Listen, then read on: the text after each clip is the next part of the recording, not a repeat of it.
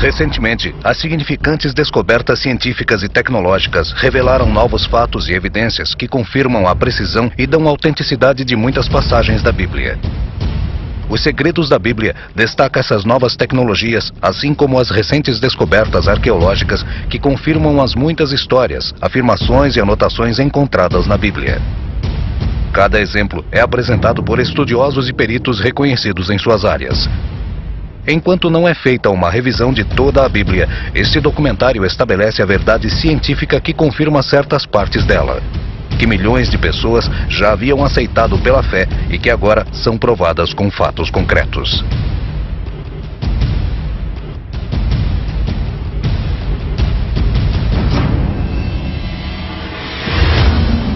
A Terra foi criada em um único momento? Pode Eva ter sido a mãe de toda a humanidade? E existe alguma prova científica de que o grande dilúvio de Noé realmente ocorreu? Você está prestes a descobrir quando revelarmos uma das mais espetaculares evidências já vistas. Jerusalém.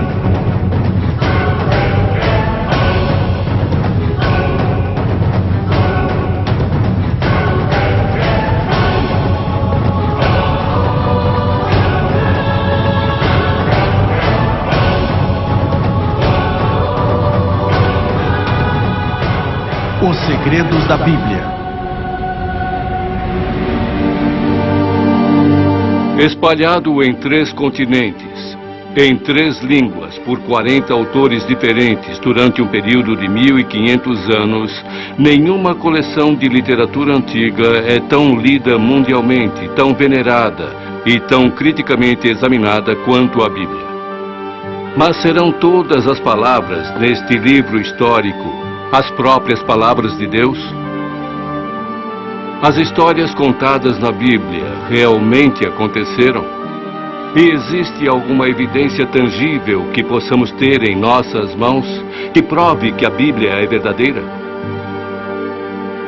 Você está prestes a descobrir.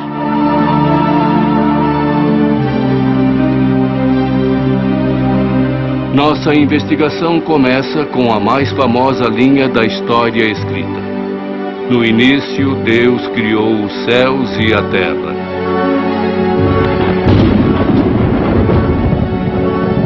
Mas isso é possível? Será que um Deus todo-poderoso criou o universo? O que a ciência moderna tem a dizer a esta pergunta?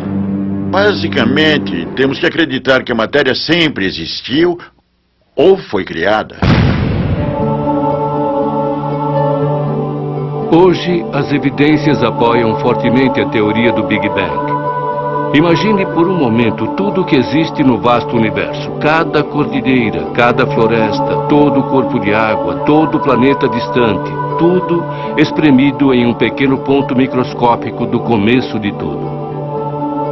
Os cientistas dizem que o universo explodiu e começou deste ponto inicial. Enquanto o universo se expandiu, ele se esfriou. Qualquer coisa que se expande esfria, e neste momento o universo tem uma temperatura de 3 graus acima de zero. Nós detectamos esta radiação como radiação de micro-ondas. Observatórios do Polo Sul medem a distribuição das micro-ondas através do espaço e fornecem informações relativas às mais antigas condições do universo. Então o Big Bang não é uma ideia teórica, é algo que estamos observando e medindo. Então, a melhor evidência científica sugere que o universo começou confirmando as palavras do Gênesis. Existem evidências científicas convincentes de que esse conto bíblico de Adão e Eva é, na verdade, história. Pode cada ser humano do passado, presente e futuro traçar sua árvore genealógica de volta até um homem e uma mulher? E a comunidade científica se refere a este Adão genético que eles encontraram como o cromossomo Y Adão. E eles se referem à mitocôndria do DNA da mulher como Eva. E isto é relacionado na literatura científica como a hipótese do Jardim do Éden. Eles tiraram sequências mitocondriais de um número de diferentes grupos étnicos no mundo inteiro e determinaram que cada um deles descendeu de uma fêmea. Poderia esta fêmea ser Eva, a primeira mulher criada no livro de Gênesis? A evidência é convincente. Você também poderia voltar pelo cromossomo Y e traçar uma linhagem por ele até Adão. E a ideia é basicamente a mesma. Olhando para as diferenças na sequência do cromossomo Y, cientistas realmente pesquisaram isso. Na verdade, muitos deles pesquisaram isso e determinaram que nós todos provavelmente viemos de um indivíduo. Aqui, nossa investigação vai da suposição científica para a carne, o sangue e os ossos da criação. O que é interessante é que o ápice, o clímax dessa criação, a última coisa mencionada é criada. Depois que todo o resto está preparado para ele, vem Adão. E dizem que Adão foi criado da poeira do chão e do sopro de Deus. E o que isso nos diz é que, sim, os seres humanos são uma parte da criação como qualquer outra coisa. E também nos diz que nós temos, e Adão também tinha uma relação especial com Deus. Então Deus criou o homem como a sua imagem. Como macho e fêmea, ele os criou. De acordo com a Bíblia, Adão era responsável por tudo o que tinha na terra e gozava de uma relação íntima com a natureza. Embora Adão vivesse em perfeita harmonia com a natureza, ele não era completo. Quando Adão e Eva se encontraram pela primeira vez, Deus levou a mulher ao homem. E Adão aparentemente ficou surpreso por ter achado um semelhante. É interessante que ele a encontrou depois que ele já havia nomeado todos os animais. Então ele sabia em sua mente que não existia ninguém como ele, até que ele a conhece. Quando Adão foi criado, ele foi criado como robô. Adão tinha livre-arbítrio, então havia uma questão se ele ia obedecer a Deus ou não. Culturas antigas do deserto valorizam altamente o gosto das frutas. Não é nenhuma surpresa que o livro de Gênesis se utiliza da imagem de uma árvore frutífera para significar conhecimento. Eles estão na árvore do conhecimento sobre o bem e o mal, e é a serpente que se chama de Satanás conquista Eva e a faz cair em tentação. A serpente se utiliza de uma estratégia em sua visita. Ela questiona a confiabilidade do trabalho de Deus. E agora a serpente que está tentando Eva pergunta: será que é mesmo verdade que você não pode comer de nenhuma das frutas do jardim? Então Eva diz: bom, me deixe ver ao certo. Não podemos tocar ou comer da árvore do conhecimento do bem e do mal. E é essa a função da árvore do conhecimento do bem e do mal, da qual Deus falou a Adão para que não comesse dela. Aqui é o ponto dessa questão. Não há nada de mal em comer da árvore do bem e do mal. A questão é: será que Adão vai obedecer a Deus, mesmo quando ele não entender as razões? Ou será que ele pensará que sabe mais do que Deus e comerá a fruta?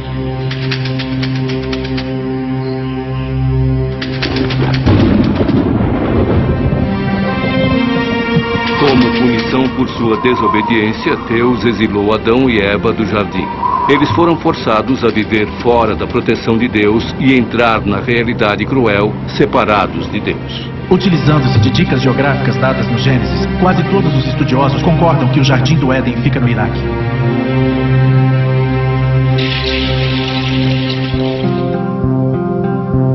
De acordo com o livro de Gênesis, a expulsão do paraíso inicia um tempo de maldade sem precedentes. Baderna e violência correm soltas pela terra. Irmão assassina irmão.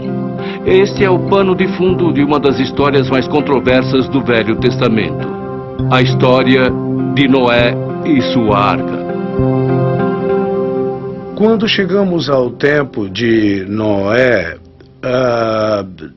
Deus havia sido paciente até esse ponto, mas agora ele está determinado a pôr um fim à humanidade pecadora através de uma inundação.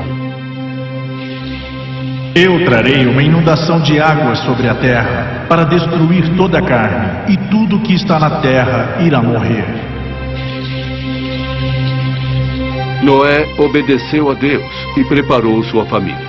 A família de Noé carregou o barco com comida e com os animais que logo repovoariam a terra. Inicialmente cético, o povo da época de Noé pediu misericórdia.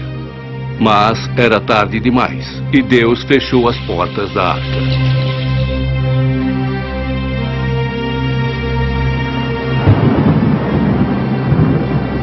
O Velho Testamento usa um cúbito como unidade de medida, e um cúbito mede 66 centímetros, e quando fazemos a conversão sobre o que lemos no livro de Gênesis, nós vemos que a arca era muito grande. Comprimento da arca, 137, largura 45, altura 22. As conversões deixam o tamanho da arca com 137 metros de comprimento, 45 de largura e 22 de altura. Fotos de satélite do Monte Ararat, na Turquia. Mas certamente uma inundação catastrófica deixaria impressões geológicas e antropológicas. Então, para evidências sobre a inundação de Noé, o que realmente procuramos são evidências de processos catastróficos, processos de um cataclismo, operando em uma escala regional, talvez hemisférica ou até escala global. E quanto mais procuramos, é isso que encontramos. Uma coisa que podemos esperar são bilhões de coisas mortas, enterradas em camadas pedregosas sob a água por toda a Terra. E é exatamente o que encontramos em registros geológicos. Um registro de muitas coisas enterradas subitamente, incluindo animais muito grandes enterrados por inteiro. Como a teoria da inundação global se encaixa com sítios geológicos como o Grand Canyon? Contamos coisas diferentes sobre sua história. Da forma como o evolucionista aprendeu a pensar, como eu fui ensinado a pensar, como todos nós aprendemos a pensar em nossa educação. Que o processo presente se encaixa em tudo. Então você vê este canyon de 28 quilômetros e aqueles pequenos rios lá embaixo. E aquele rio está, suponho, fazendo alguma erosão. No ritmo atual, o rio levaria milhões e milhões de anos para cavar o Grand Canyon. Mas a criação pode ser uma ideia diferente. Ela propõe, parece para todo mundo, que um volume muito maior de água passou por aqui rapidamente, cavando este buraco. Esta seria a grande inundação da época de Noé. A interpretação dessas informações pode ser apoiada? Aliás, até meus colegas evolucionistas reconhecem hoje que o Rio Colorado nunca poderia cavar um cânion como este. A mecânica de erosão está toda errada. Simplesmente não cavaria um cânion como este. E eles também chegaram à conclusão de que um enorme volume de água correndo por aqui há muito tempo cavou este cânion rapidamente. Isso é consistente com os documentos bíblicos que relatam a grande inundação da época de Noé.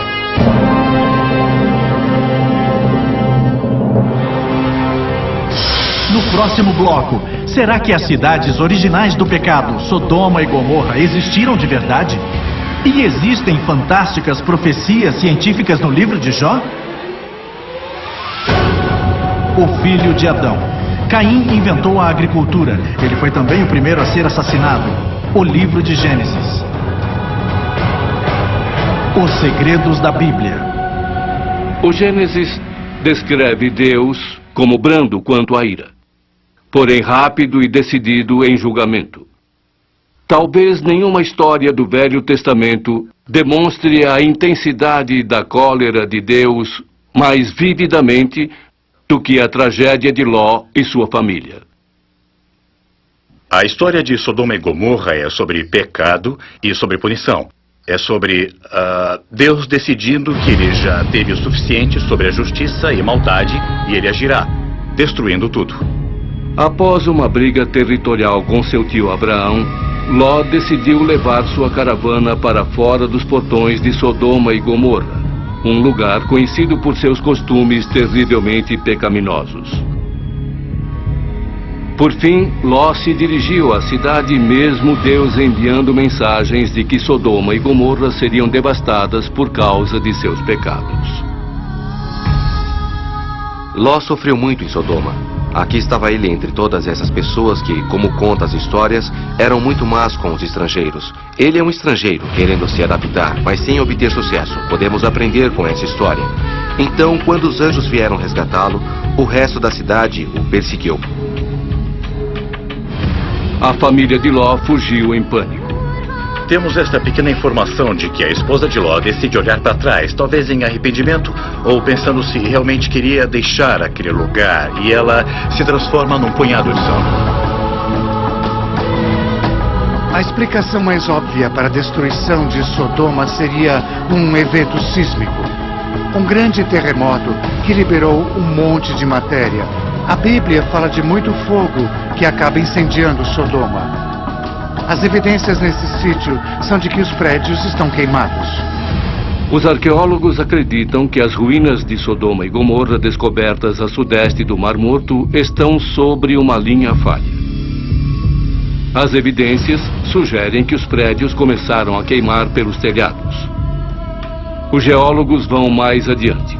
A pressão de um terremoto pode ter emitido betume e enxofre, substâncias presentes na área. A densa fumaça relatada por Abraão era compatível com o fogo de tal material. Sodoma e Gomorra são citadas em literaturas secundárias, todas entre o período do Segundo Templo e no período do Novo Testamento. São mencionadas especificamente no Gênesis Apócrifo, um dos pergaminhos do Mar Morto.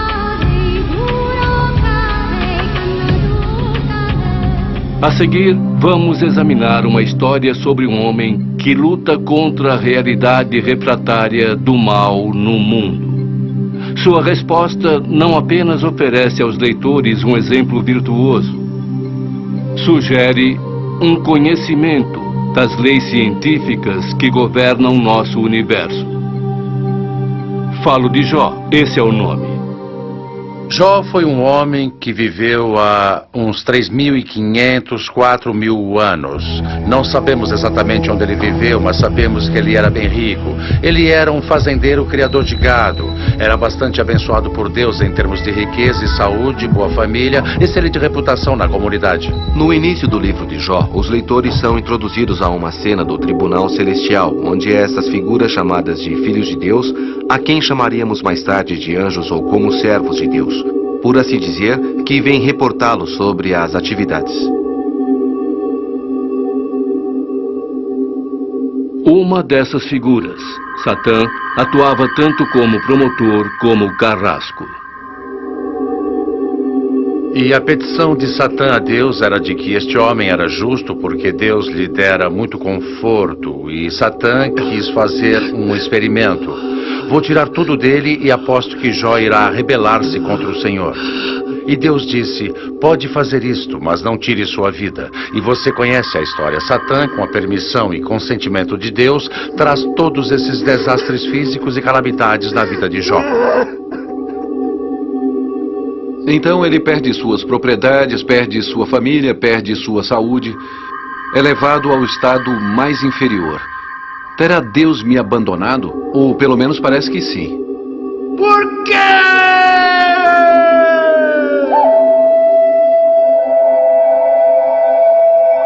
O livro de Jó presenteia os leitores com um antigo dilema ético.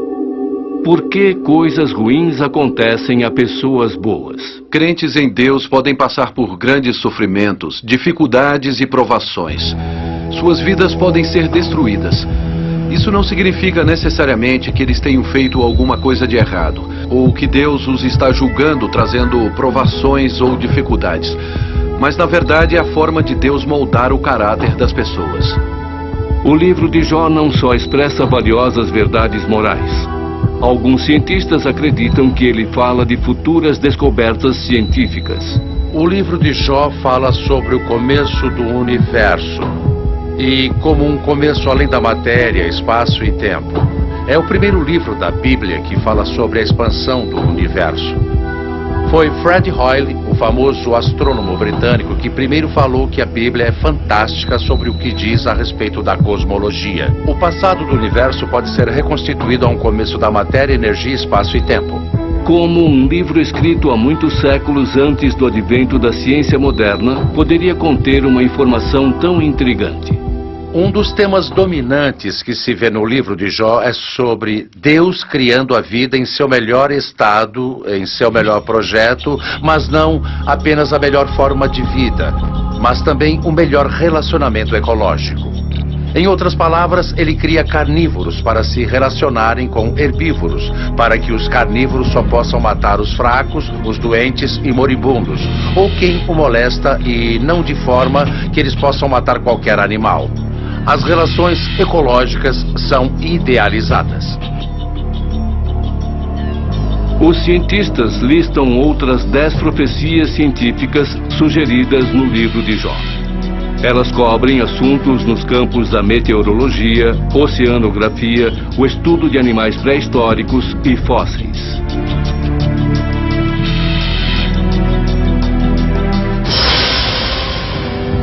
No próximo bloco, Abraão, José e Moisés. Estes homens são lendas ou realmente homens de carne e osso? A expressão, a pele dos meus dentes, vem do livro de Jó. Jó 19:20. Os segredos da Bíblia. No livro de Jó, os leitores presenciam atos fantásticos de fé. Apesar de Jó ter sofrido injustamente, ele se recusou em praguejar contra Deus. Pelo contrário, ele confiou nas misteriosas escolhas de Deus. E falando de fé, nenhum homem do Velho Testamento demonstrou sua fé tão destemidamente quanto Abraão. Através da maior parte da história da vida de Abraão, sua mulher Sara não consegue ter filhos, mesmo com os dois tentando isso por muitos anos. Então é uma fonte de frustração para eles.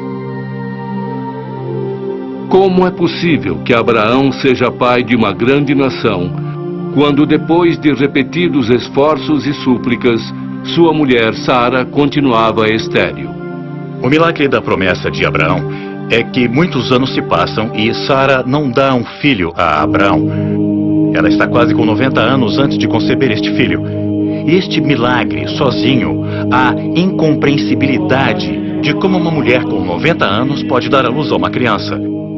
É uma promessa, novamente, de que Deus agiu, de que Deus mantém as suas promessas. Abraão foi recompensado por sua fé constante. Ele recebeu seu tão esperado filho, o herdeiro de sua promessa. Abraão e Sara criaram Isaque para servir ao Senhor, enquanto o garoto servia como uma lembrança viva da lealdade de Deus. Mas Deus ainda não havia terminado com Abraão. Ele tinha outro pedido. Abraão, confuso, não hesitava em sua fé e preparou-se para obedecer a Deus. Satisfeito com a fé de Abraão, Deus interveio para fornecer um substituto. Abraão, não encoste um dedo no menino. Agora eu sei que teme a Deus, porque você não negou o seu filho a mim. Seus descendentes serão tão numerosos quanto as estrelas.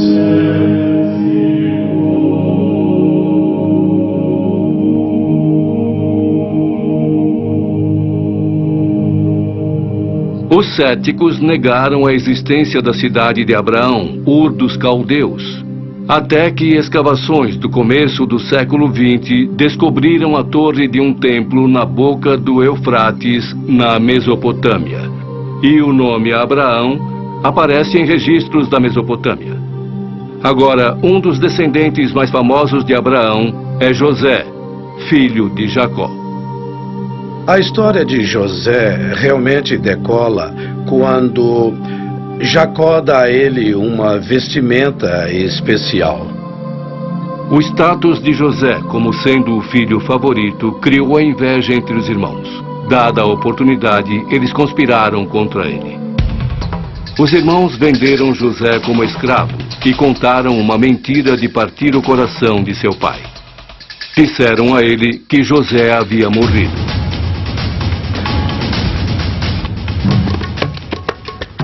Chegando ao Egito, José foi vendido aos serviços de Potifar, um oficial do alto escalão do Egito. José progrediu servindo a Potifar, até que a esposa deste revelou apetite por José. Ela queria ficar íntima dele e José, obviamente, resiste às suas investidas. Mas ela fica tão aborrecida e arma para ele, resultando na prisão de José. A prisão foi brutal, mas Deus permaneceu com José durante seu tempo no cativeiro. O faraó, perturbado com seus sonhos recorrentes, procurava um intérprete. Seu copeiro se lembrou de José e o trouxe diante do faraó. O faraó forneceu a José os detalhes de seus sonhos. Milagrosamente, José interpretou os sonhos como um alerta profético da chegada de um ciclo de fome. O faraó, com problemas em lembrar seus sonhos, precisava de um intérprete. Seu copeiro-mor se lembrou de José e o trouxe diante do faraó. Este forneceu a José os detalhes de seus sonhos. Milagrosamente, José interpretou os sonhos como um alerta profético da chegada de um ciclo de fome. Aliviado, pois poderia preparar seu reino antecipadamente, o faraó recompensou José, elevando-o a segundo comandante. Alguns críticos questionam a história de José, sustentando que um estrangeiro nunca alcançaria um posto tão alto na corte egípcia. Mas os mais antigos dizem outra coisa. Sabemos de pessoas de origem estrangeira adotando costumes egípcios, chegando ao topo da pirâmide da administração egípcia. A história de José é ainda mais fascinante por ele ser um hebreu vivendo em um mundo egípcio. Mas ao longo do tempo, muitas gerações egípcias se esqueceram dos bons trabalhos de José. Na verdade, o faraó se sentia ameaçado pela crescente presença dos estrangeiros hebreus. Em um ataque de paranoia, o faraó manda que as parteiras afoguem os filhos dos escravos hebreus nas águas lamacentas do rio Nilo. É a partir destas tristes circunstâncias que temos a história de Moisés, o visionário legislador.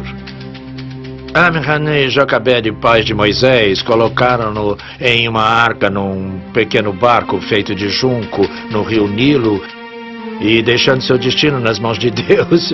Deus foi muito gentil, pois foi a filha do faraó que resgatou o cesto do rio.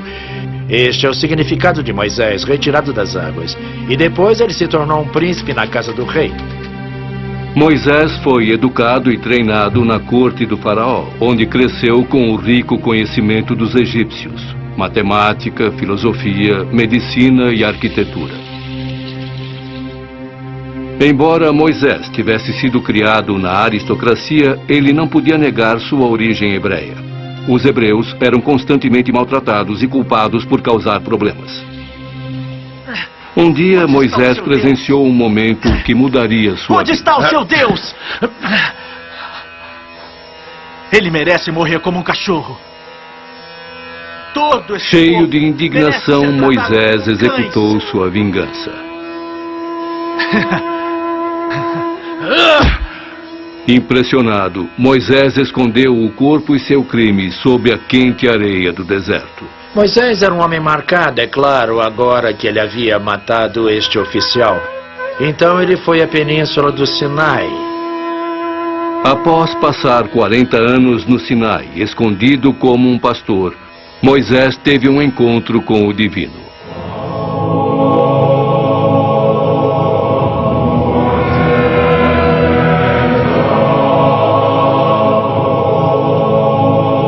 O êxodo dos hebreus do Egito começa com uma escapada milagrosa da perseguição do faraó.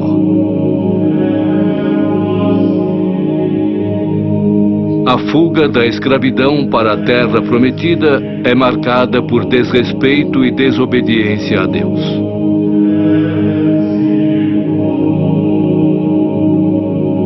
Moisés é chamado novamente para entregar uma mensagem corretiva para o povo descrente. O interessante sobre os 10 mandamentos é que ele coincide com o que nossas razões humanas nos dizem também. Os especialistas em ética sugerem que os 10 mandamentos apelam a um código universal que regula o comportamento humano. Os 10 mandamentos governam ambos os aspectos religiosos da vida. Os 3 primeiros mandamentos lidam especificamente com a religião, mas os outros 7 são realmente princípios fundamentais que toda a sociedade adere: que não matará, proibição de roubo. Os 10 mandamentos se apoiam como uma fundamentação ética para o estabelecimento de futuras liberdades civis. A Declaração da Independência fala sobre a verdade evidente e própria que todos os homens, todo ser humano, são criados iguais e que temos direitos alienáveis, não dos governadores, mas dados a nós por nosso Criador. E isso fundamenta que tipo de governo nós temos e qual o propósito do governo. No próximo bloco, quem foi o grande herói Sansão? E será que ele fez as coisas inacreditáveis que a Bíblia diz que fez? Sara é a mulher mais mencionada na Bíblia, 56 vezes.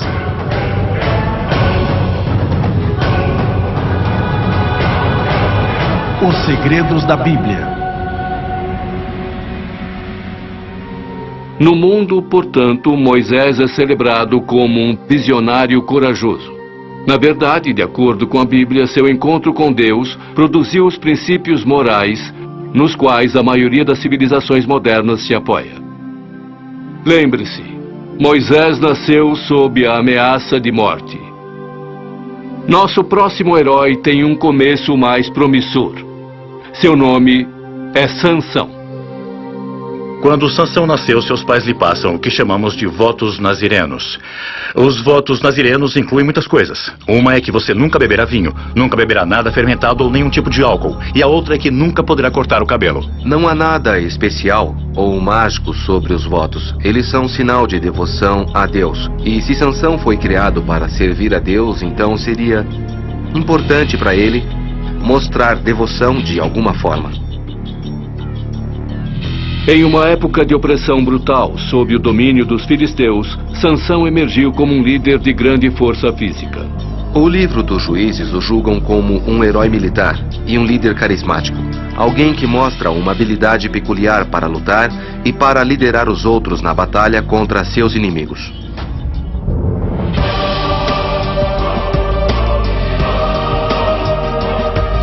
Sua força física rivalizava com sua fraqueza moral. Sansão tem um outro vício. E este vício é que ele ama as mulheres filisteias, o que era proibido na antiga Israel. Mas ele as ama. E a mulher que ele mais ama é Dalila. Os lordes filisteus percebem o quanto Sansão é devoto de Dalila. Eles a usam como uma espécie de espiã para descobrir o segredo de seu grande poder. Dalila foi pressionada a agir. Em várias ocasiões, Dalila pressiona Sansão a contá-la porque ele é tão forte. Sansão ansiava por Dalila. No início, ele mente. Ele não revela a verdade sobre seus votos de Nazaré e no final ele ainda chega a jogar limpo. Mas ele diz a ela que o segredo de seu poder está em seu cabelo. E que se seu cabelo for raspado, então ele ficará fraco, como qualquer homem. Ele passa essa informação para os líderes dos filisteus. Eles vão até ele quando está dormindo na casa dela.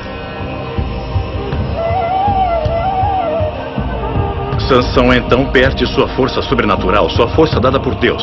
E eles conseguem amarrá-lo e arrancam-lhe os olhos. Sansão consegue seu poder de volta rezando, demonstrando devoção a Deus, suplicando a Deus. Deus restaura seu poder. Sansão derruba o templo. E como diz a história, ele mata mais filisteus com sua morte do que ele havia matado antes na vida.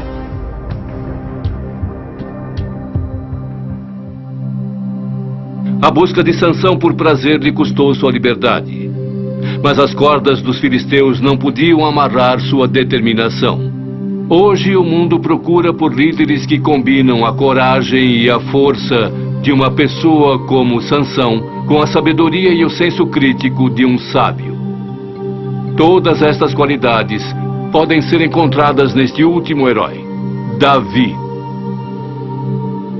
Deus enviou Samuel a Belém para a família de Jessé para anunciar que Davi seria o próximo rei. A escolha de Deus por Davi foi estranha, porque não era um ancião. E também o que é que as pessoas procuravam? Elas procuravam pelo maior indivíduo, pelo mais forte. Davi logo teria a oportunidade de se provar competente como líder. E claro, esta é a famosa história de Davi e Golias. Davi novamente está de volta com as ovelhas, enquanto seus irmãos estão no exército lutando contra os filisteus. Mas os filisteus eram superiores tecnologicamente a Israel. Os filisteus usavam armas de ferro, portanto, deixando Israel em desvantagem tática. A única vantagem estratégica dos judeus era o controle das terras altas, dificultando o ataque dos filisteus.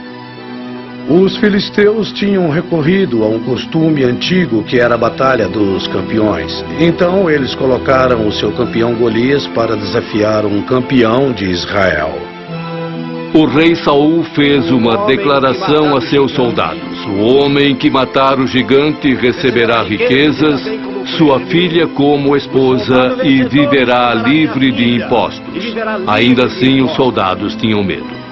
Ninguém quer enfrentá-lo. Então Davi chega para trazer o almoço para seus irmãos no campo de batalha e ele escuta que isto está acontecendo e fica pessoalmente ofendido, que ninguém tem coragem de lutar contra Golias. Não porque ele acha que consiga derrotar Golias com sua própria força, mas porque ele conhece o poder do seu Deus. Então Davi aceita o desafio e faz o que mais ninguém quer fazer, que é enfrentar Golias. Davi se jogou aos pés do destino divino. Agora Davi utilizou uma espécie de estilingue, uma funda, e imaginamos crianças brincando com estilingues, mas estas são armas de verdade. Os exércitos utilizavam estas armas e dentro do exército de Israel, os guerreiros benjaminitas eram peritos no uso da funda.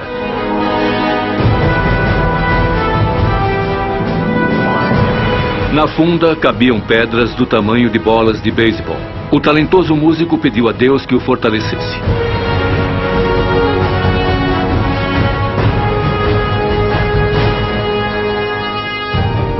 Os céticos discutem há muito tempo que Davi era uma lenda inventada por um bando de nômades inconsequentes. Até 1993, quando arqueólogos, escavando no norte de Israel, descobriram uma laje de pedra onde o nome de Davi está inscrito. Sendo, portanto, a primeira referência arqueológica de Davi fora do Velho Testamento. Davi tornou-se o rei mais celebrado da história de Israel, e sua linhagem carrega o sangue da realeza na terra.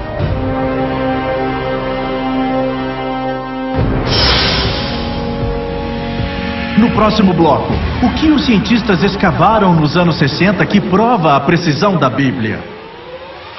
O primeiro livro da Bíblia, Gênesis, vem da palavra grega que significa início.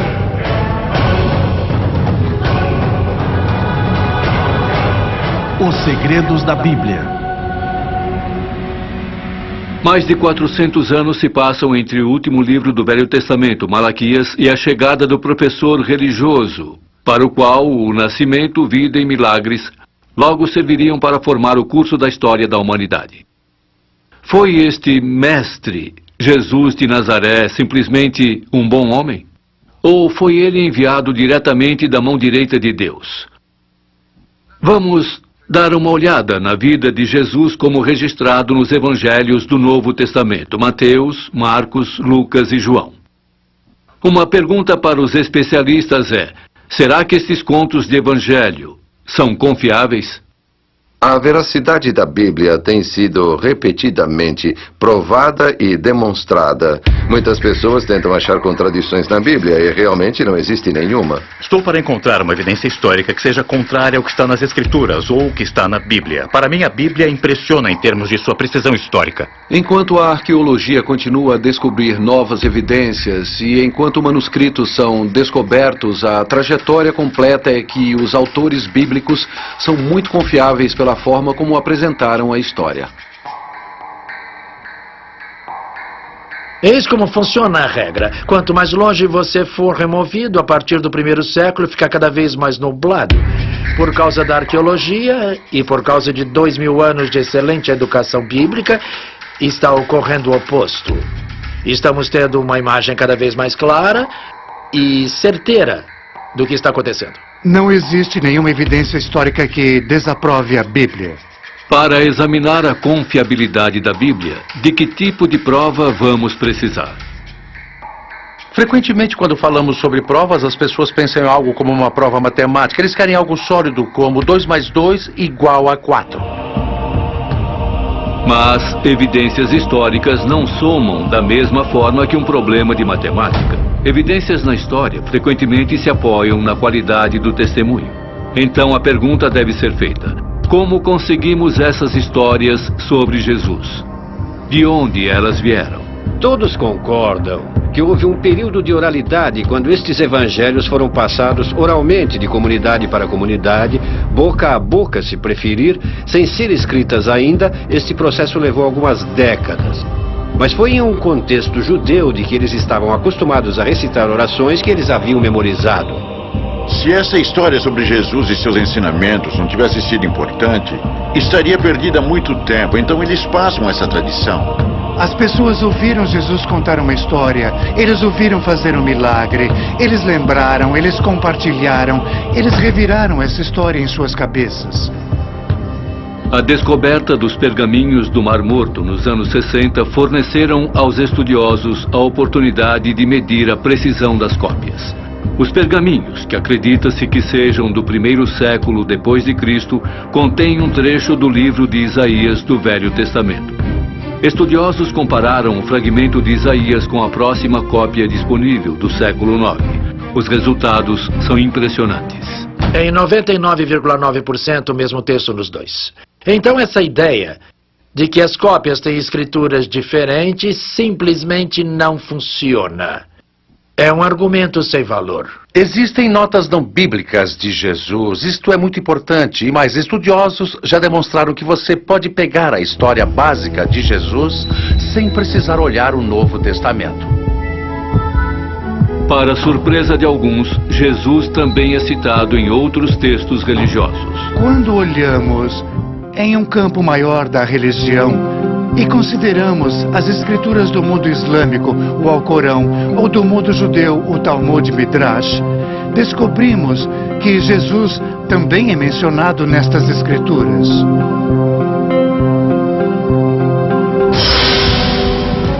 No próximo bloco, que provas existem de que Jesus realmente existiu? E existe alguma evidência de que ele realmente fez milagres? O rei Davi é o mais mencionado na Bíblia, 1118 vezes.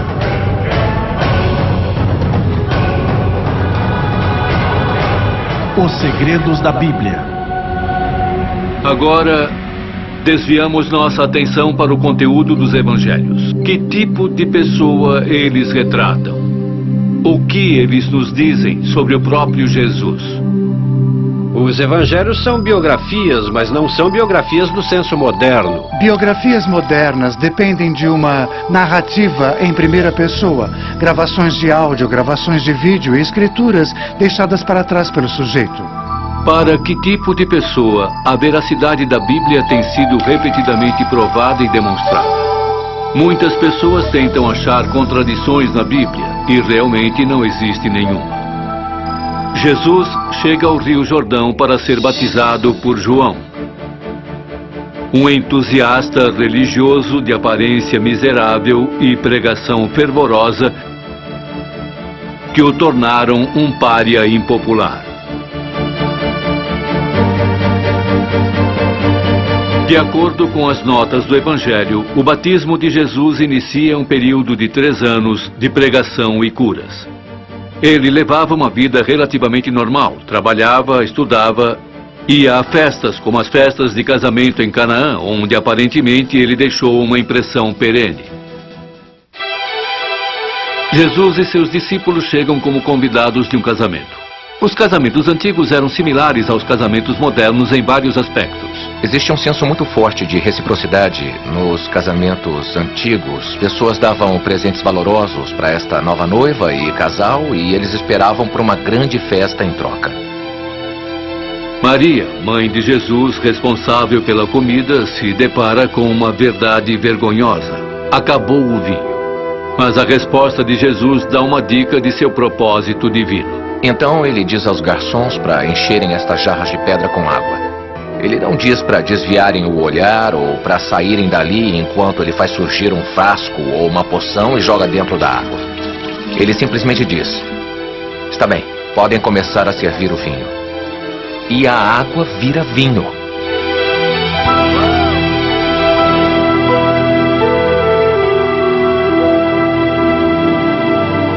Os arqueólogos encontraram grandes pedaços de jarras de pedra do mesmo tipo das que o Evangelho diz que Jesus usou quando transformou água em vinho em um casamento judeu na cidade galileia de Canaã. Acredita-se que esta igreja em Canaã é o local em que Jesus fez seu primeiro milagre. No próximo bloco, o que arqueólogos descobriram que definitivamente prova que uma das mulheres mais notáveis da Bíblia realmente existiu. Matusalém é a pessoa mais velha que já existiu. Ele morreu com 969 anos. Livro de Gênesis. Os segredos da Bíblia. Os evangelhos nos dizem que enquanto Jesus andava pela região curando os defeituosos e pregando o perdão dos pecados, um plano maligno contra seu primo João Batista estava se desenrolando. João Batista, aparentemente, havia ofendido Herodes Antipas, o governador da Galileia, e Heródias, sobrinha e nova esposa dele, ao denunciar publicamente a relação deles como algo inadequado. Então Heródias conspirou com sua filha Salomé para silenciar João Batista de uma vez por todas. A celebração do aniversário de Herodes forneceu a ocasião perfeita para seu plano malvado. Evidentemente, o show montado foi tedioso. Então, sua querida segunda esposa Herodias, para esquentar as coisas, pôs sua filha dançarina Salomé para fazer uma dança sensual, o que evidentemente virou a cabeça de Herodes. Então ele disse: peço o que quiser que será seu, mesmo que seja metade do meu reino. Então Salomé, ao invés de fazer o óbvio e pedir metade do seu reino, pediu pela cabeça de João Batista, que estava na prisão do palácio. Herodes cumpre sua promessa ao levar para Salomé e sua mão Heródias a cabeça do profeta. Igualmente fascinantes escavações arqueológicas recentes dão luz à confiabilidade desta história do Evangelho. O Novo Testamento também nos dá uma evidência importante sobre Herodes Antipas, em conexão com a história sobre a decapitação de João Batista, que aparentemente aconteceu aqui. Essa história é lendária, mas o palácio de Antipas e a dança de Salomé aconteceu exatamente aqui, nessas ruínas. Eu vou lhes mostrar. Nós encontramos o pavimento. A escavação feita no norte de Israel em 2006 provou ser histórica. Talvez vocês sejam a primeira equipe de câmeras a tirar fotos dela, a primeira mesmo, a primeira da história. Agora, quando escavamos o apoio da Basílica do Hall de recepção, ficamos completamente surpresos em achar restos do primeiro século depois de Cristo, mesmo no começo do primeiro século, e achamos um lindo chão de mármore feito com cores diferentes, e nós datamos através de jarras e moedas para o século I. Já que todo mármore era tão caro e como todo mármore vinha dos palácios herodianos, estou quase convencido que este chão era parte desse famoso palácio. A construção do Palácio de Antipas, esse foi o cenário da famosa dança de Salomé. Evidências do campo da arqueologia dão às notas do Evangelho uma medida de confiabilidade. De acordo com os evangelhos, Jesus continuou a pregar e demonstrar seu poder sobre a natureza. Ele usava este poder para amenizar o sofrimento das pessoas que acreditavam em sua mensagem. Jesus era um pregador itinerário, que frequentemente movia-se de cidade em cidade para espalhar sua palavra. De acordo com o evangelho, sua jornada o levou ao tanque de Siloé. Cego de nascença, um homem visitou Siloé na esperança de receber um milagre. Os judeus acreditavam que um anjo poderia aparecer no tanque, faziam a água se mexer e ofereciam cura divina. De acordo com os evangelhos, o homem acreditava na possibilidade da cura divina. e a recebeu pelas mãos de Jesus.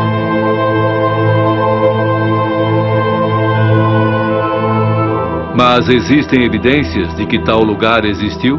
Bem, agora as grandes e boas notícias. É somente um pouco mais longe, descendo as colinas em Siloé, nos subúrbios do sul de Jerusalém. Eles descobriram, é claro, a magnífica entrada da piscina. Os evangelhos descrevem Jesus exercendo autoridade sobre vários aspectos da natureza. Cada milagre que Jesus fazia aumentava o seu perfil e convencia mais ainda os seus discípulos de que ele era o Messias. Dentre os milagres de Jesus, um dos mais espetaculares é quando acalma a tempestade. Um dia, Jesus e seus discípulos estavam no mar da Galileia. Embora conhecessem o mar, uma terrível tempestade pôs os discípulos em um pânico amedrontador. No meio disso, os discípulos estão em pânico. As ondas estão batendo no barco e eles ficam com medo de que o barco irá se partir. Eles se apressam em acordar Jesus. Jesus se levanta para acalmar a tempestade e o medo dos discípulos.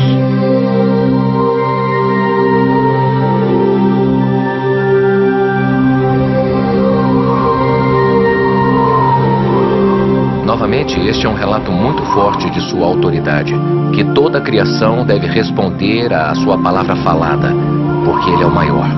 Mas será que os fatos básicos desta história são verossímeis? O Mar da Galileia é um lugar muito interessante. Ele fica como em uma tigela, com violentas tempestades de vento, com os ventos batendo contra as montanhas e criando situações nodais muito assustadoras.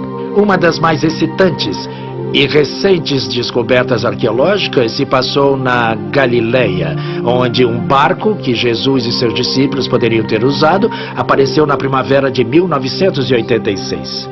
O barco poderia comportar de 12 a 15 pessoas, a quantidade sugerida nos evangelhos. O barco tinha um espaço para dormir compatível com a nota do evangelho. No próximo bloco, novas e fascinantes evidências de que a crucificação de Cristo foi um verdadeiro evento histórico. E testemunhas que dizem que a ressurreição realmente aconteceu.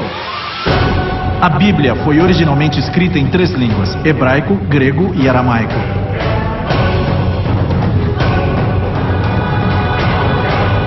Os segredos da Bíblia. O evento trágico dos últimos dias da vida de Jesus confere com os rascunhos dos profetas do Velho Testamento.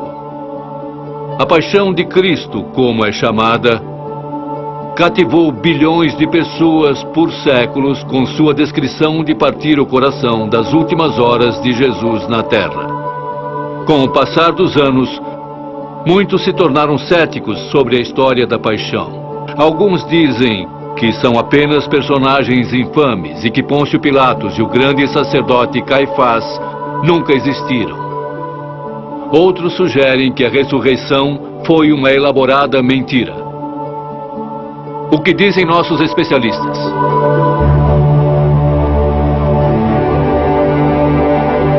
Os últimos 4 dias da vida de Jesus, comumente referidos como a paixão, passaram a ser uma das mais intrigantes e controversas partes dos evangelhos. Nos dias que antecedem sua crucificação, Jesus entrou de forma triunfal em Jerusalém. Enquanto passava pelos muros da cidade, espectadores saíam de suas casas para cumprimentá-lo e saudá-lo com folhas de palmeiras. Isso seria muito comumente conhecido hoje como Domingo de Ramos. A notícia da chegada de Jesus se espalhou rapidamente entre o alto clero judeu do Sinédrio. Eles viam o popular galileu como uma grande ameaça para seu controle do povo judeu. Caifás, o mais cético e cínico dos sinédrios, conspirou com o resto do conselho para pôr um fim à missão de Jesus. Na história do julgamento de Jesus, existe este homem, Caifás, um sacerdote. No começo dos anos 90, uma descoberta arqueológica significativa foi feita em um túmulo escavado na cidade de Jerusalém. Uma série de pequenas caixas, chamadas ossários, foram encontradas. Após o corpo de um ente querido ter sido completamente decomposto, a família reuniria os restos para guardá-los dentro dessas caixas de ossos. Para se lembrarem de quem eram os ossos em cada caixa, eles rabiscavam os nomes no fundo da caixa.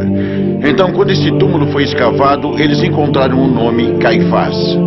Os ossos que encontraram na caixa eram os ossos de um homem de 60 anos. O nome, a data e a inscrição no ossário incrivelmente batem com a descrição e a época do sacerdote judeu Caifás dos Evangelhos. Então, será que temos os ossos do sacerdote Caifás, a pessoa mencionada no julgamento de Jesus? É bem provável. Em sua primeira noite da Páscoa judaica, Jesus sentou com seus 12 discípulos para a festa de Páscoa que ficou conhecida como a Última Ceia. É nessa refeição que Jesus revela aos seus apóstolos, de acordo com as Escrituras, que ele seria traído por um deles. Eu começaria pensando na paixão pelo jardim do pecado.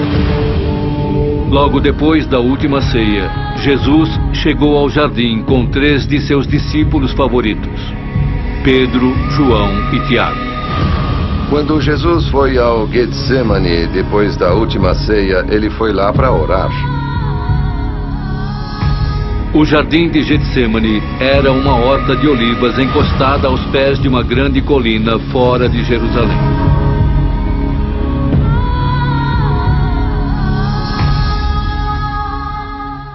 Enquanto os discípulos dormiam e Jesus orava na noite, Judas se encontrou sozinho no jardim com um soldado enviado pelo Sinédrio.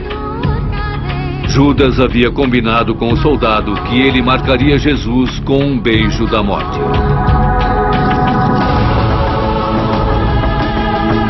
Judas. Prendam-no!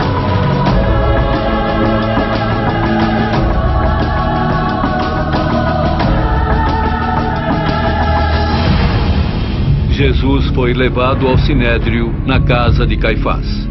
Lá houve uma reunião para um julgamento clandestino na calada da noite. Jesus admitiu ao Sinédrio que ele era o Filho de Deus.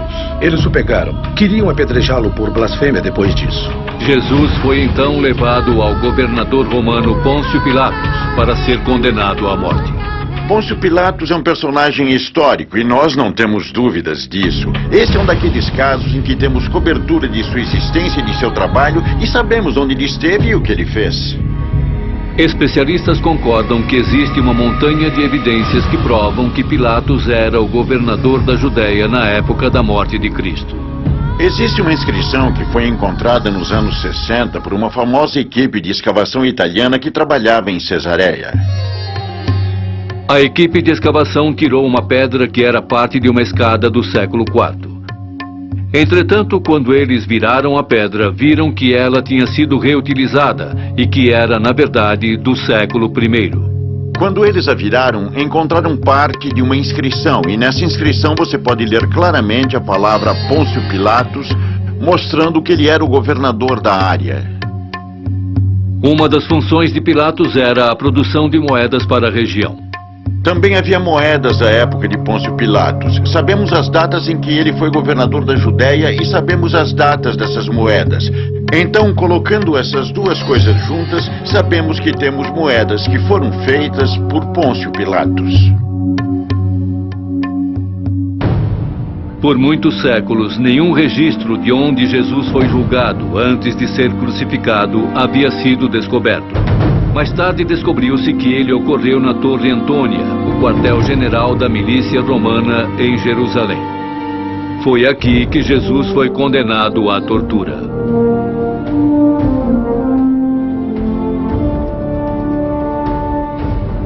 Depois que tiraram suas roupas e o espancaram, os soldados colocaram uma coroa de espinhos na cabeça de Jesus para zombar dele. Depois o levaram para as colinas do Calvário, empurrando e chutando enquanto ele se esforçava para carregar sua própria cruz. Este local de execução tinha o nome de Gólgota, o local da caveira.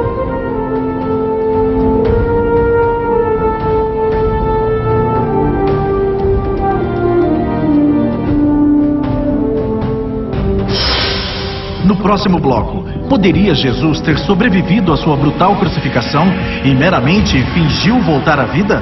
Ou existem evidências científicas que provam o contrário?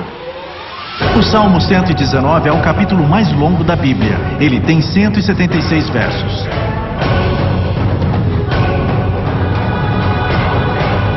Os segredos da Bíblia. Todos vimos a crucificação de Jesus, retratada dramaticamente em pinturas, peças de teatro e também em filmes. Mas como alguém passa por esta forma tradicional de execução bárbara? Temos muitas evidências literárias de crucificações. Jesus não foi a única pessoa a ser crucificada. Era uma prática relativamente comum. Era uma execução horrível e costumava ser usada para o que era considerado um crime horrendo.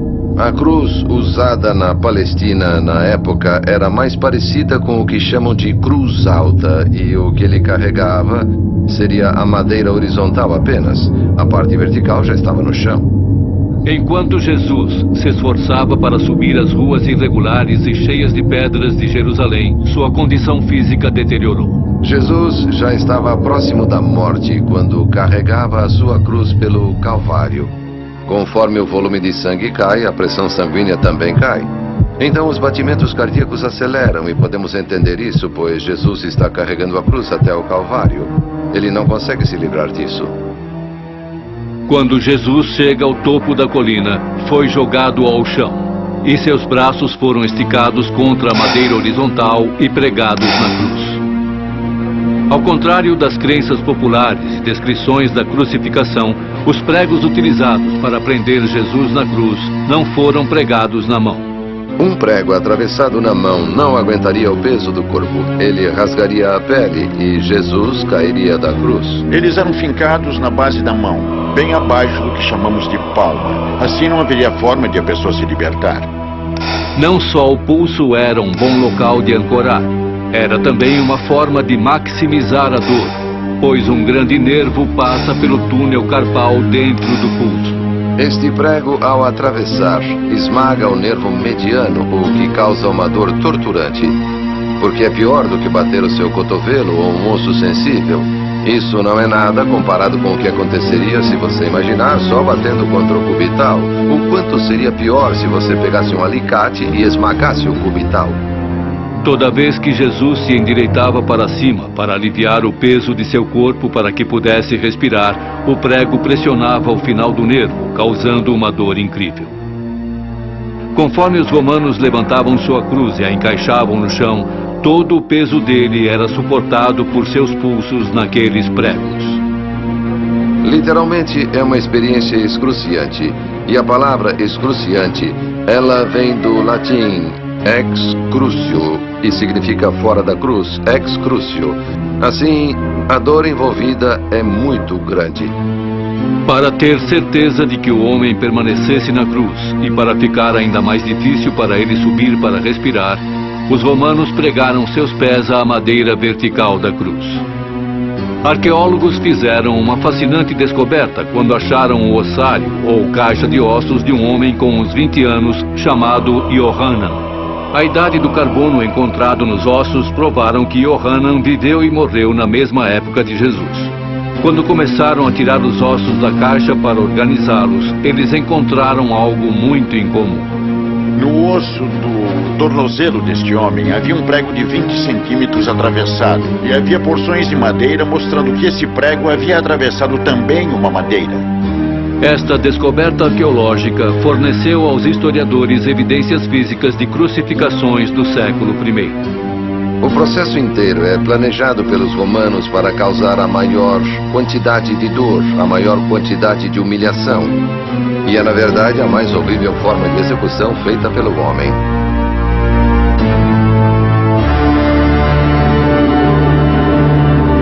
Céticos acreditam que Jesus sobreviveu à sua crucificação e que ele fingiu sua própria morte para completar as profecias do Velho Testamento. Mas por causa de registros históricos, sabemos com certeza que isso seria impossível. Algumas pessoas tentam dizer que Jesus desfaleceu na cruz e, de alguma forma, saiu da cruz vivo. Em primeiro lugar, se uma pessoa que estava sendo executada pelos romanos não morresse ao final do processo, os responsáveis pela execução seriam eles próprios executados. Em segundo lugar, de tudo o que acabei de descrever do processo, não havia qualquer possibilidade de que ele pudesse sobreviver a isso. Ele estava absolutamente, positivamente morto quando foi retirado da cruz. Qualquer ideia de que ele sobreviveu é completamente absurda.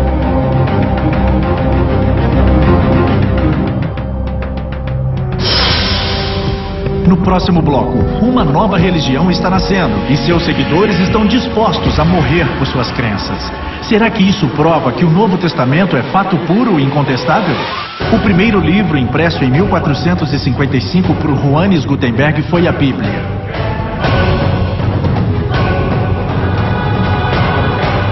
Os segredos da Bíblia. Depois de confirmar sua morte, a família de Jesus e seus seguidores estavam ansiosos para lhe dar um enterro apropriado antes do pôr do sol no começo do sábado. Um homem rico chamado José de Arimateia pediu a Pôncio Pilatos pelo corpo de Jesus, para que pudesse honrá-lo com um enterro judeu tradicional. José havia comprado uma grande pedra recentemente para ser esculpida para seu próprio túmulo. E foi lá que ele pôs Jesus para descansar. Um túmulo do século I é fácil de encontrar. Temos muitos exemplos arqueológicos de túmulos do século I. Uma pesada pedra em forma de roda foi posta na porta de entrada do túmulo e foi colocado um guarda romano em serviço na entrada, já que os sinédrios tinham medo de que os discípulos tentassem roubar o corpo e dizer que ele havia voltado à vida. Era lacrado na frente, tinha uma abertura pequena. Você precisava se curvar para entrar, e a primeira coisa que se via era uma sala grande e vazia. E também havia salas que se abriam para os lados, onde eram realizados os enterros. No domingo, Maria, mãe de Jesus, e Maria Madalena levaram temperos e óleos com a esperança de ungir o corpo de Jesus. Mas quando chegaram no local do túmulo, descobriram que a pedra havia sido rolada e o túmulo estava vazio. Maria e Maria Madalena foram recebidas por um anjo que lhes disse que Jesus de Nazaré acordou de sua morte e as instruiu para alertar Pedro e os discípulos que Jesus iria encontrá-los na Galileia. As mulheres não eram consideradas testemunhas confiáveis em tribunais. É, portanto, incomum que a primeira linha de testemunhos para a ressurreição de Jesus venha das mulheres nos evangelhos. O testemunho de uma mulher no século I não era nem válido, não tinha valor num tribunal. Se a igreja estava inventando a ressurreição, certamente não escolheria as mulheres para serem a primeira linha de defesa. Era quase uma certeza de que o túmulo foi encontrado vazio. A polêmica judia original contra a ressurreição presume que o túmulo estava realmente vazio. Tendo acordado da morte, Jesus primeiro apareceu para Maria Madalena. Mestre! Depois ele apareceu para dois estranhos que não o reconheceram. Ele andou sozinho com eles enquanto eles contavam a fantástica história do carpinteiro simples da Galileia que foi erroneamente crucificado. Jesus finalmente apareceu entre os apóstolos que estavam fascinados e não podiam acreditar em seus próprios olhos. Depois que Jesus ressuscitou, ele apareceu para as pessoas, apareceu para Pedro, apareceu para os 12. Ele apareceu para 500 uma única vez. E apareceu durante um período de 40 dias. Muitas pessoas dizem que foram alucinações. Isso é impossível de acordo com psicólogos hoje em dia. Outra peça-chave de evidência para a história da ressurreição é que os fiéis e testemunhas mantiveram que Jesus ascendeu para o céu em virtude da perseguição dos sinédrios.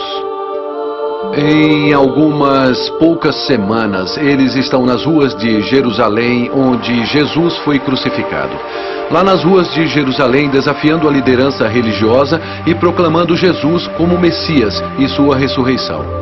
Os discípulos foram transformados de céticos que tinham medo de se identificarem com Jesus para corajosos proclamadores de suas ações e ressurreição. Eles estão nas ruas pregando que Jesus ressuscitou e estão dispostos a serem perseguidos e mortos por isso. Muitos dos discípulos foram brutalmente perseguidos pelo que eles acreditavam ser verdade. Os apóstolos assumiram grandes riscos para compartilhar Cristo. Eles foram perseguidos, alguns assassinados. Estevão, por exemplo, foi apedrejado até a morte. Alguns foram espancados e largados para morrer na esperança de que foram mortos, mas sobreviveram. Por suas próprias confissões, eles fizeram o que fizeram porque estavam convencidos de que viram Jesus vivo fisicamente após sua crucificação.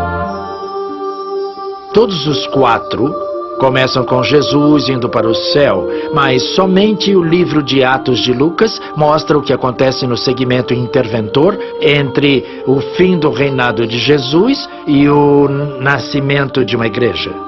As histórias nos Atos relatam o início da igreja, começando através dos apóstolos que conheciam Jesus em pessoa.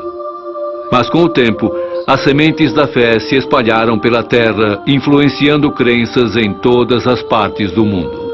Aqui temos o registro de como todas essas pequenas moléculas de fé, por assim dizer, foram plantadas e como elas cresceram no que é hoje o fenômeno de maior sucesso considerado estatisticamente na história do mundo. Lucas, o evangelista, foi creditado para escrever o livro dos Atos. Seu estilo de escrita técnica precisa autentica sua autoridade. Bom, Lucas era médico de profissão. Ele era um homem muito educado e erudito. E se você olhar para a linguagem de Lucas e seus atos, verá na verdade uma classe grega.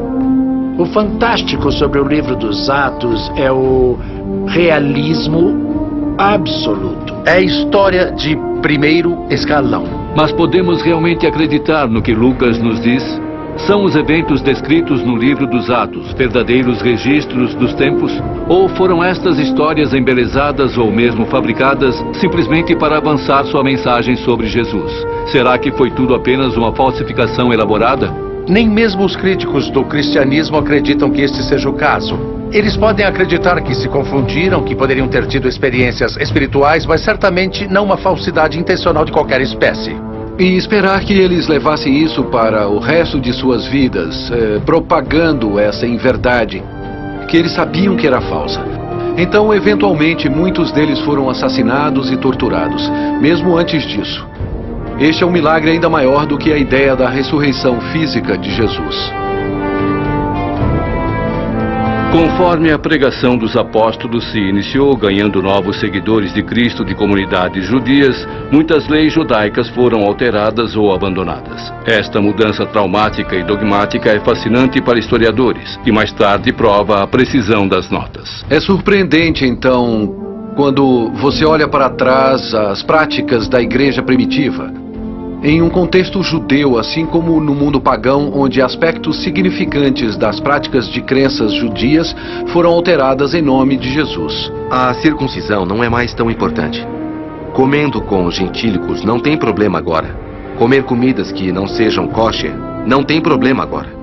Você ainda tem a transferência do sábado para o domingo. Estas são as mudanças drásticas para um grupo de pessoas judias. A única forma de explicar isto é que alguma coisa aconteceu. Será que este fenômeno de conversão judaica dá crédito às Escrituras? Muitos acreditam que essas mudanças só seriam possíveis se Jesus tivesse ressuscitado realmente. Seria um tanto inexplicável se Jesus tivesse continuado no túmulo.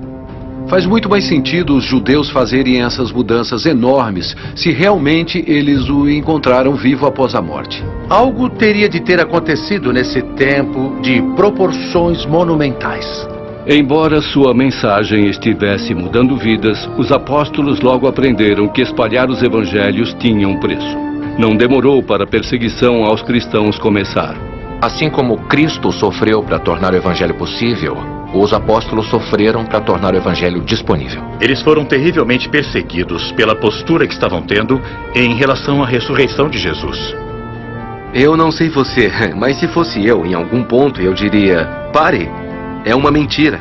Nós inventamos tudo. Mas eles não, eles morreram por isso. Esta é uma das razões por que os evangelhos possivelmente sejam verdadeiros, autênticos, porque aqui temos pessoas dispostas a dar suas vidas por algo em que acreditavam. O primeiro a sucumbir em nome de Cristo foi um homem chamado Estevão. Estevão era um diácono da facção helenística que só falava grego da igreja primitiva. Ele era um servo, era um administrador, ele era para ser um pacificador e acabou sendo assassinado. Eles o levaram diante do conselho e Estevão fez um discurso apaixonado. Acabou sendo levado para fora e apedrejado até a morte.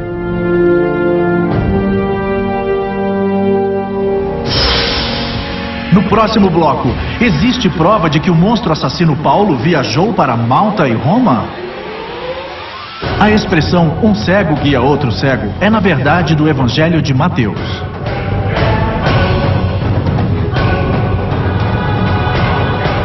Os segredos da Bíblia. Este conto de um mártir tem uma virada peculiar. Um dos perseguidores de Estevão, um homem presente em sua execução, se tornaria um dos membros mais importantes da igreja primitiva e o foco do livro dos Atos. Ele era um fariseu de Tarso e para os primeiros cristãos era o símbolo da crueldade e da intolerância. Seu nome era Saulo.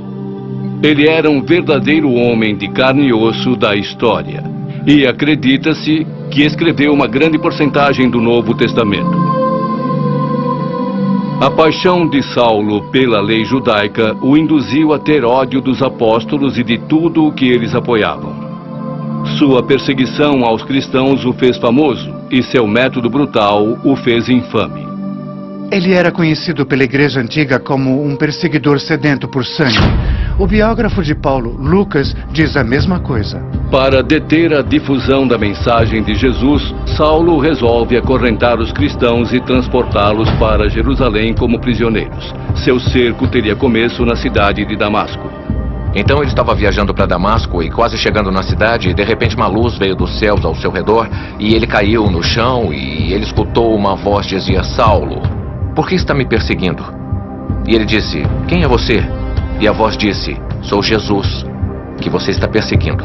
Mas levante-se, vá à cidade e lá será dito o que você deve fazer. Então ele se levantou, mas percebeu que estava cego e que tinha que ser levado até a cidade. Eles passaram pela casa de Judas na rua chamada Direto. Aí o chefe cristão de Damasco, chamado Ananias, que foi requisitado para batizá-lo, e é claro que Ananias deve ter dito: você só pode estar brincando, senhor, este é o chefe dos perseguidores. Mas depois o senhor explica a ele que ele seria missionário dos pagãos, então ele o batiza. Batizado por Ananias, Saulo voltou a enxergar. Mudou seu nome para Paulo e dedicou o resto de sua vida para Cristo. Ele desafiaria as convicções religiosas que antes ele havia lutado tão brutalmente para proteger. Mas foi esta conversão dramática plausível? Foi a visão de Cristo ressurreto a razão por trás da mudança repentina de Paulo? Alguma coisa o fez mudar de maior inimigo para maior patrocinador do Evangelho. Explicar o porquê ele faria isso é muito difícil. Fora qualquer teoria de esquizofrenia ou qualquer outro tipo de problema psicológico. De acordo com historiadores, o local retratado na conversão de Paulo está lá até hoje. Você pode ir para Damasco e ainda ver a rua chamada Direto. Em árabe é chamada de Darbi al-Mustaqim, o caminho reto. Eles ainda te mostram o que é suposto ser a capela de Ananias, onde Saulo voltou a enxergar. Apesar das perseguições e mal-entendidos, os apóstolos seguiram em frente. E, com o tempo, sua mensagem converteu muitos corações. Igrejas começaram a aparecer em todos os lugares e suas comunidades se reuniam para adorar o novo Messias. Mas aqueles novos cristãos ainda tinham algumas perguntas sobre Jesus e seus ensinamentos. Eles não sabiam como suas vidas deveriam ser conduzidas, como deveria ser sua fé. Mesmo recebendo isso por uma tradição antiga, é bom ter alguns escritos que os lembrem e os reforcem. Às vezes havia grandes discussões teológicas explodindo na igreja. Todos os apóstolos enfrentaram esses problemas de frente, carregando uma série de mensagens que se tornaram o livro de epístolas. Essas mensagens ministeriais se provaram tão eficazes quanto os próprios evangelhos. As cartas, as epístolas, foram escritas para responder perguntas muito práticas que estavam surgindo em várias igrejas a respeito de como levar uma boa vida cristã. No próximo bloco, artes antigas são evidências da jornada descrita na Bíblia de Paulo para Malta. Jesus chorou é o verso mais curto da Bíblia.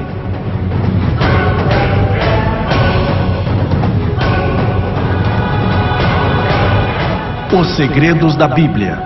À medida que as cartas e ensinamentos dos apóstolos se espalharam pelo mundo antigo, as sementes do cristianismo germinaram. Mas o destino de Paulo estaria longe de ser florido. Como Estevão antes dele, sua incansável pregação sobre a morte e ressurreição de Jesus trouxe para si sua prisão, julgamento e execução.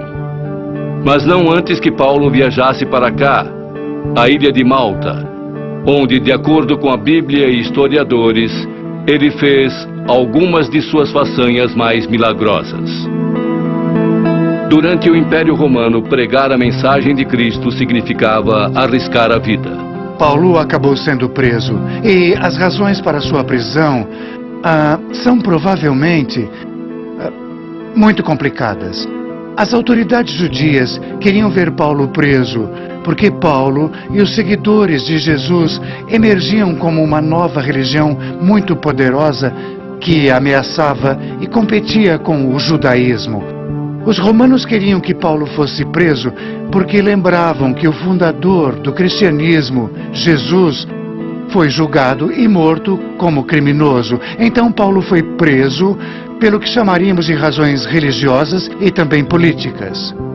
Mas mesmo quando as portas da cela se fecharam para ele, o ministério de Paulo não terminou. Ele continuou escrevendo cartas e pregando o evangelho para qualquer um que o ouvisse. Ele poderia falar até com mais autoridade, escrevendo da prisão, porque agora ele era um prisioneiro de Cristo. Ele não tinha nada para lucrar pessoalmente, mas apenas a privação e sofrimento adicional de proclamar o evangelho da prisão. Descobertas arqueológicas recentes em Israel atestaram os detalhes das cartas de Paulo na prisão e até o próprio desenho de sua cela. E os 2 buracos da cela representam de forma muito bonita a vida de São Paulo. Em Cesareia, na prisão, foi um choque encontrá-la, foi uma linda descoberta. Porque pode explicar como São Paulo conseguiu escrever suas cartas na prisão. Essas ruínas dão vida às cartas de Paulo, confirmando a descrição de seu cativeiro e reforçando a autenticidade de sua história. As janelas são viradas para a rua, do outro lado do muro, o que significa que os prisioneiros recebiam sua comida e mantimento de seus parentes e amigos do lado de fora. Se você ler as cartas sobre São Paulo, este é exatamente o caso. Paulo continuou este ministério de dentro da cela até finalmente decidir apelar para o governador de Roma. Isso o levaria à sua jornada mais perigosa até então. Ele apelou a César dizendo: "Eu sou cidadão romano e tenho direito de apelar a César." Então ele foi a este tribunal de apelos e eventualmente foi enviado em um navio para Roma. Viajar não era exatamente seguro nesse período antigo, particularmente pelo mar. Então, em Atos 27, tem a história de uma jornada muito perigosa pelo mar que Paulo fez enquanto preso. Enquanto ele estava preso neste navio, um violento vento do nordeste desceu e causou uma tempestade que virou um furacão. E havia os marinheiros de temporada que estavam no barco e que estavam muito assustados, com medo e convencidos de que iriam morrer. Mas então Paulo tem uma visão e um anjo diz a ele: "Não se preocupe, Paulo, todos aqui irão viver."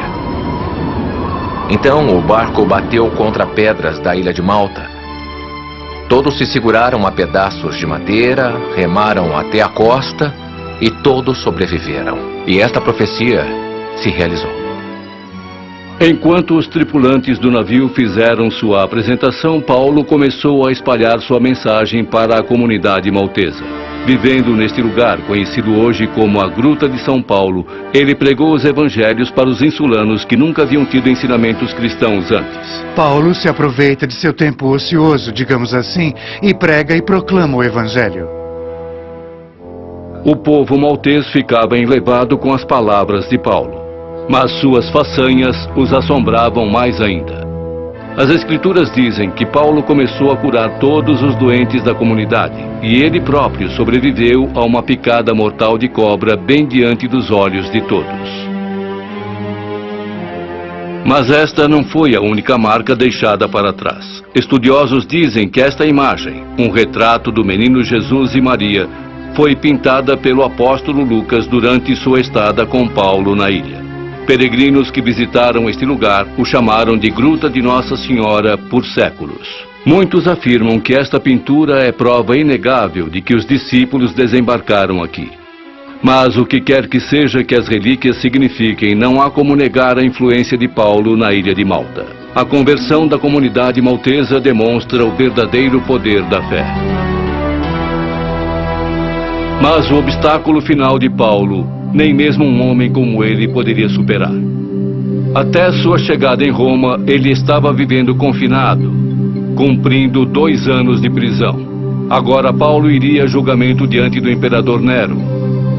E como testamento final de sua fé extraordinária, Paulo seria executado por decapitação. E as relíquias daquele sacrifício, a coluna da decapitação e o osso do braço de Paulo, são guardados aqui na igreja de São Paulo, em Malta. Os paroquianos desta igreja, junto com todos os cristãos de Malta e de todos os lugares onde a influência de Paulo se espalhou, são testemunhos vivos para a vida deste santificado discípulo de Jesus. A influência de Paulo no cristianismo moderno não pode ser subestimada. O que temos de dizer é que, sem Paulo, nós não conheceríamos o cristianismo e a igreja como são hoje. Os Atos e as Cartas dos Apóstolos são mais do que uma coleção de missões e missivas. Eles fornecem evidências concretas amarradas a registros históricos e geográficos que provam a validade das jornadas dos discípulos e a fé que os fez passar por obstáculos surpreendentes. Em meio àquelas perseguições, as igrejas são estabelecidas e tornam-se, em um período muito curto de tempo, uma força dominante na história mundial. Estes escritos não são apenas importantes para a história. Passando por séculos, impérios e línguas, os Atos e as Cartas dos Apóstolos mantêm-se vivos e causam impacto até os dias de hoje. Contrariando os detratores da Bíblia, recentes descobertas científicas forneceram, na verdade, mais evidências para apoiar a autenticidade e precisão da Bíblia, ao invés de desacreditá-la. Foi a ciência que me fez reconhecer que um Criador deve existir. A veracidade da Bíblia tem sido repetidamente provada e demonstrada. Muitas pessoas tentam encontrar contradições na Bíblia, mas realmente não existe nenhuma. De acordo com os depoimentos de nossos especialistas, parece que a Bíblia é, na verdade, rica em fatos e pode muito bem ser precisa historicamente. Contudo, a pergunta permanece. As histórias da Bíblia devem ser contadas como sendo história ou como lenda? Somente você pode decidir. Entretanto, a nossa busca pela verdade nunca terá um fim. Como a própria vida, ela deve continuar. Obrigado pela companhia.